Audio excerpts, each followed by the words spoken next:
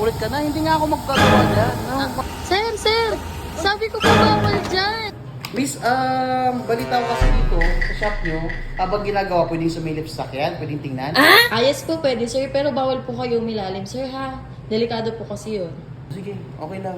Pwedeng sumilip, silip ako ha. Yes po sir. 5 minutes later. Sir, po.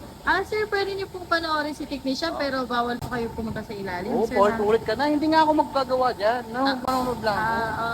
Kaya ako dito nagpagawa dahil nakikita yung ginagawa. Sige sir, salamat po. Ayaw, lima.